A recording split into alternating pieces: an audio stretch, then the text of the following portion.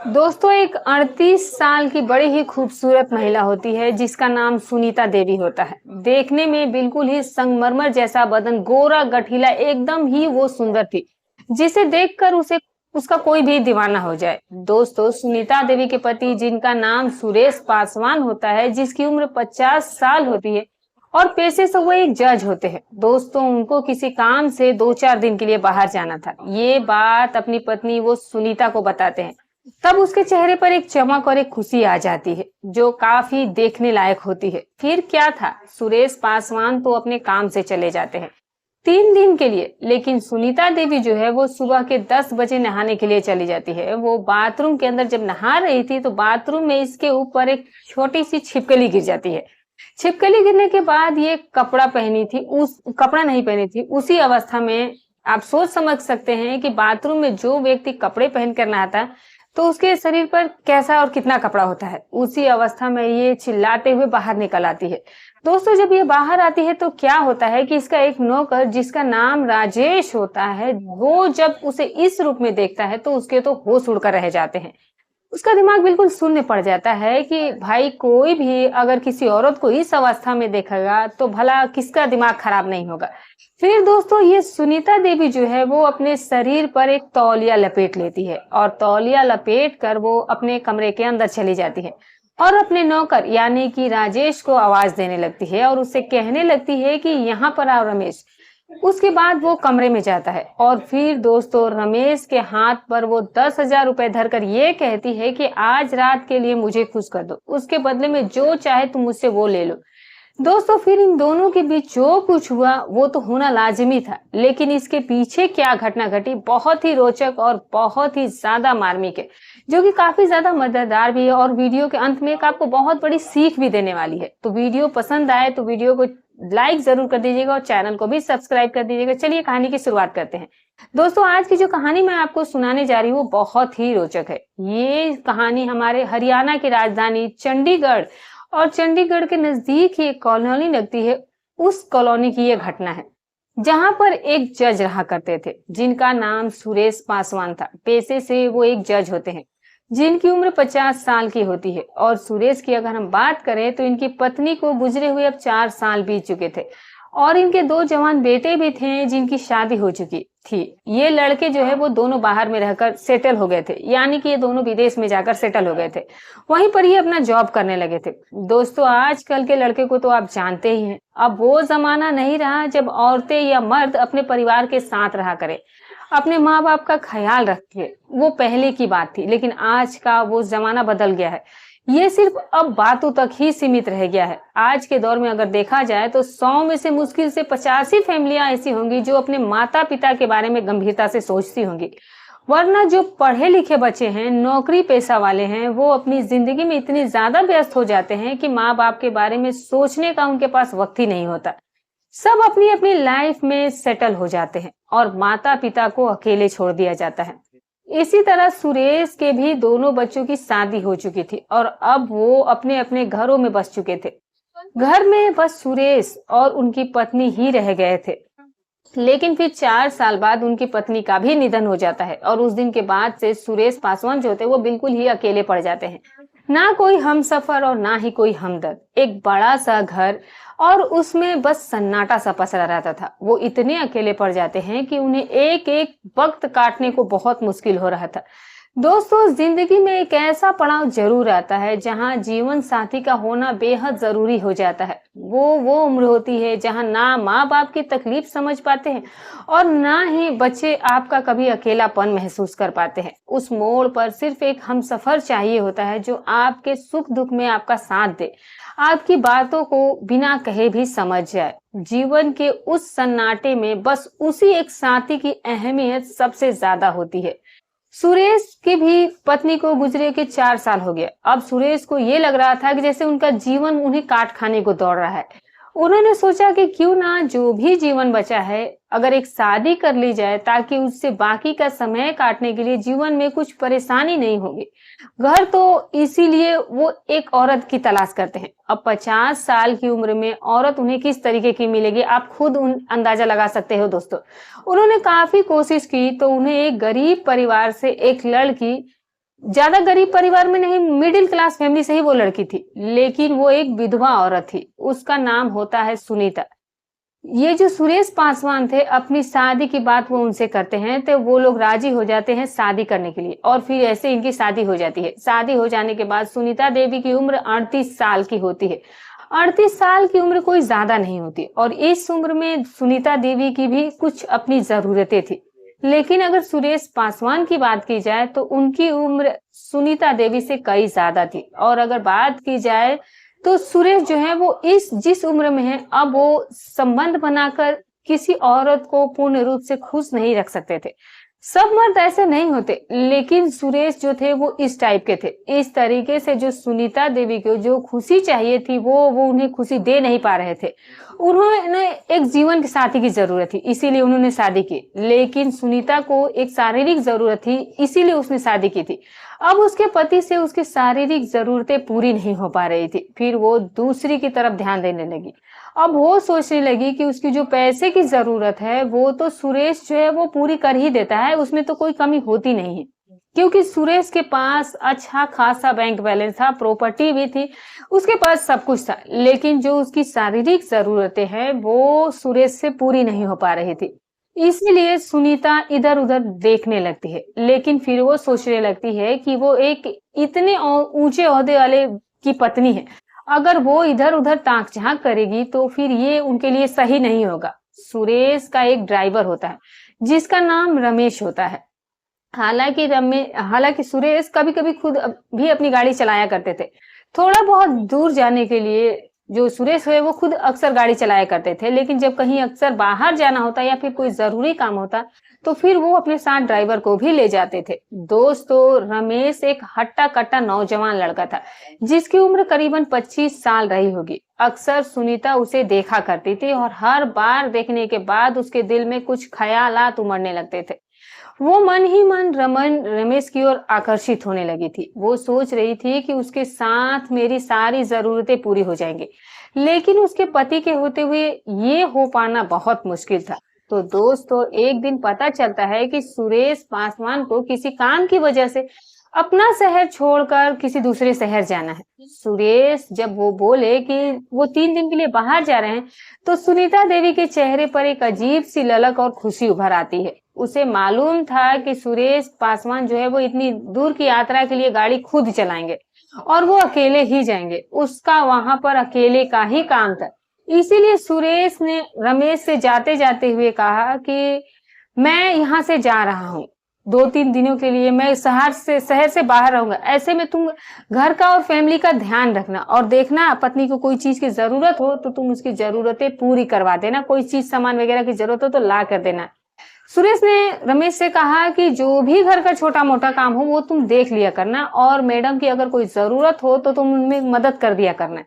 इतना कहकर सुरेश जो है वो सुनीता देवी को घर में रमेश के भरोसे छोड़कर चला जाता है।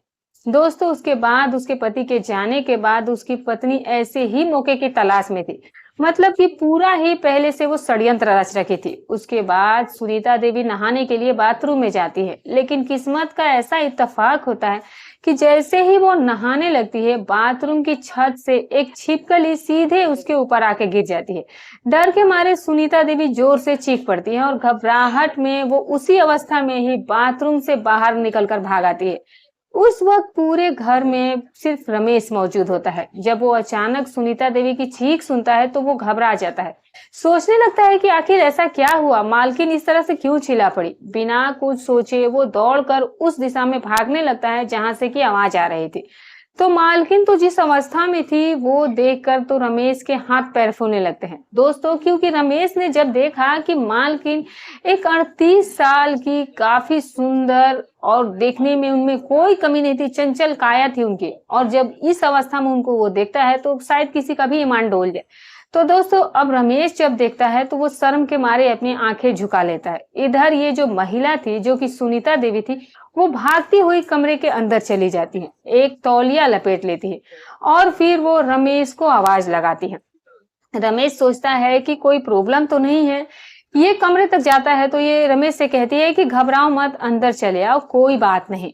अब दोस्तों जैसे ही रमेश कमरे में दाखिल होता है, उसकी नजर सामने खड़ी सुनीता देवी पर जाती है, जो कि बस एक तौलिए में लिपटी हुई होती है।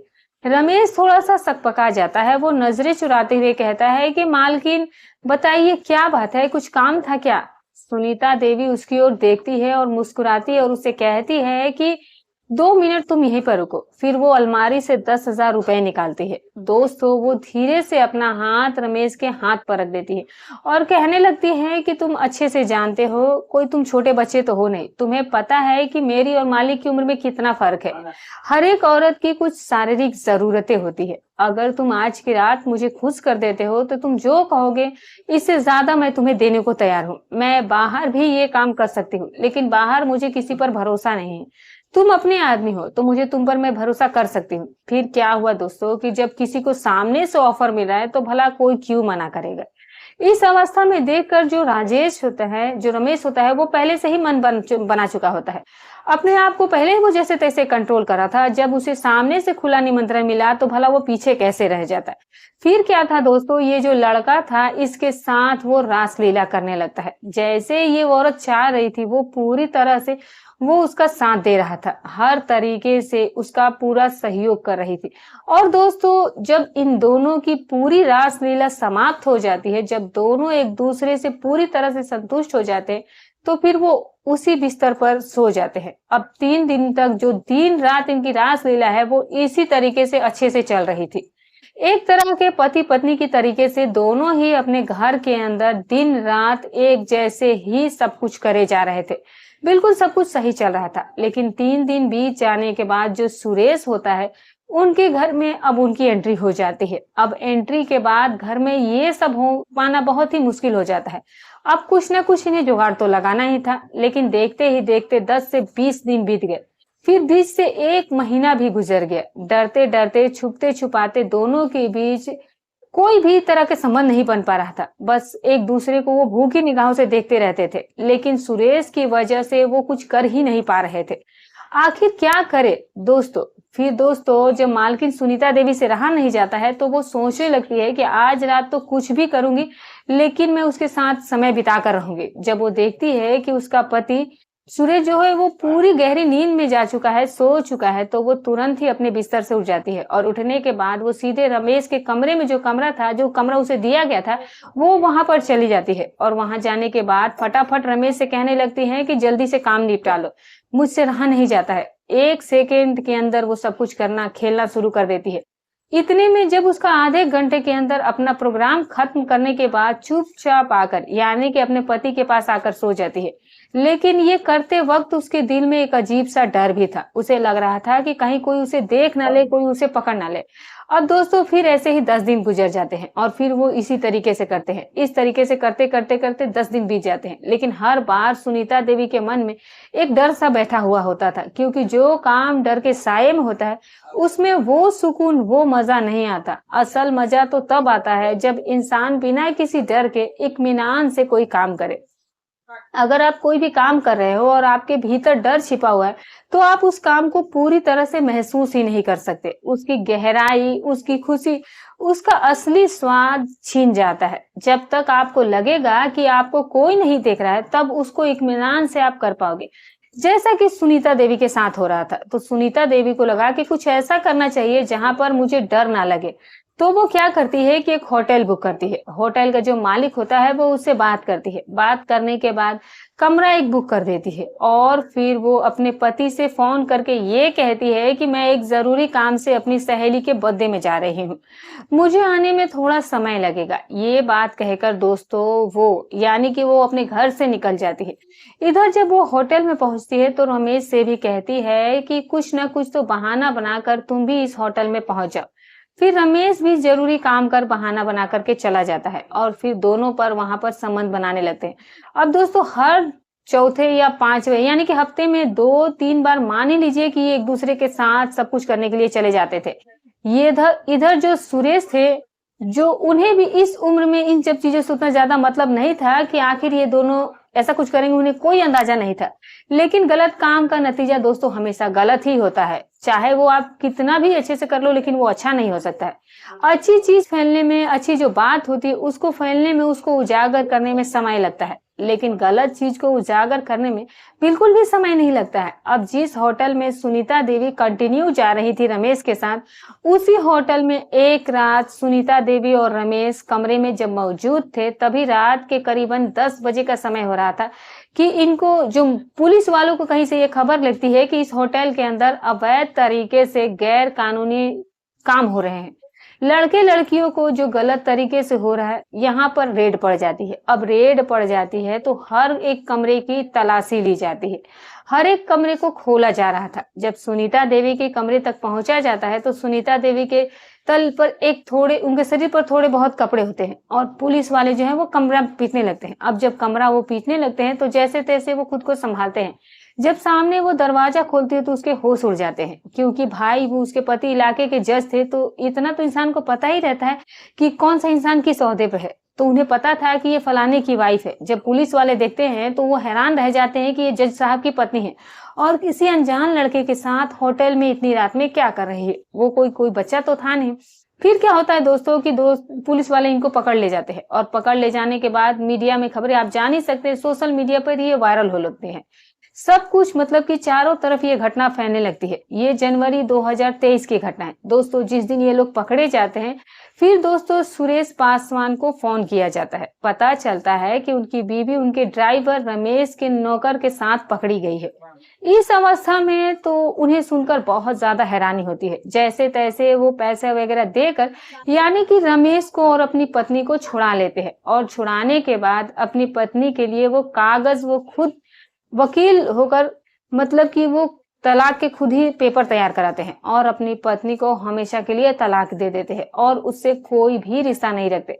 वो हर चीज को कानूनी तौर पर बिल्कुल ही खत्म कर देते हैं। इधर दोस्तों जो रमेश होता है उसे भी काम से निकाल दिया जाता है और उसे भी गांव भेज दिया जाता है। लेकिन दोस्तों सोचिए कि सुरेश जो है वो उस उम्र पर, पड़ाव पर जाकर उन्होंने सोचा कि उन्हें एक जीवन साथी की जरूरत है, लेकिन एक ऐसे औरत से उनका पल्ला पड़ गया कि जिसने उनका नाम खराब कर दिया, उनका नाम ही बदनाम कर दिया, क्योंकि वो उसकी पत्नी थी। अगर हम कुछ गलत करते हैं तो हमारा नाम बाद में आता है, हम जिससे जुड़े हुए हैं पहले उसका ही नाम आता है। जैसे कि सुरेश, अब कोई कहेगा कि सुनीता देवी किसकी पत्नी है, तो जज साहब सुरेश जी की वो पत्नी थी। उन्होंने ये सब किया तो दोस्तों सबसे पहला वो जो बदनामी थी वो सुरेश की ही हुई थी। उनको भी लगा कि इतना बड़ा मैंने अपना करियर खड़ा किया, मैंने इतनी उम्र बिता दी, तब कहीं कुछ नहीं हुआ। लेकिन आज एक घटना की वजह से उनका जो नाम है वो सोशल मीडिया से लेकर मीडिया में चारों तरफ बदनामी कर रहा था। तो दोस्तों जिसके बाद सुनीता देवी अब आगे क्या करेगी आप खुद ही समझ सकते हैं। वो अपनी जिंदगी में क्या करेगी क्या नहीं करेगी ये कह पाना बहुत मुश्किल है, लेकिन सुरेश के लिए इस उम्र में ये सब कुछ देखना बहुत बड़ी बात है। दोस्तों ये थी आज की कहानी, आपको कैसी लगी कमेंट करके जरूर बताइएगा। इस घटना को सुनाने का हमारा उद्देश्य किसी की भावनाओं को ठेस पहुंचाना नहीं है, बल्कि आपको जागरूक और सतर्क करना है, ताकि आप ऐसी घटनाओं से खुद को बचा सके और समय रहते सही निर्णय ले सके। क्या सही है क्या गलत है, तो दोस्तों आप जो भी राय रखते हैं कमेंट बॉक्स में जरूर बताइएगा। फिर मिलूंगी कल आपसे एक और नई सच्ची कहानी के साथ। तब तक अपना और अपनों का ख्याल रखें। जय हिंद, जय भारत।